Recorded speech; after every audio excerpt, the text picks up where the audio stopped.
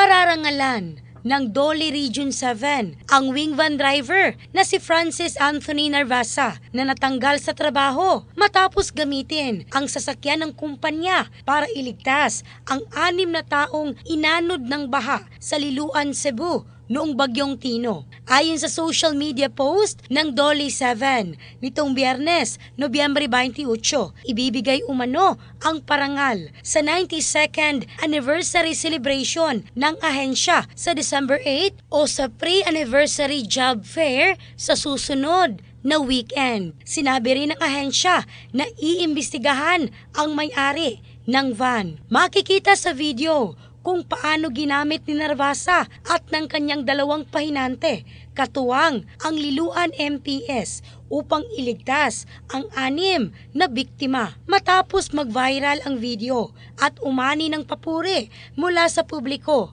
kinuha si Narvasa bilang driver sa Cebu Provincial Capital bilang pagkilala sa kanyang kabayanihan. In the heart of changing lives, ako si Michelle Craste ng Brigada News Philippines, the Music and News Authority.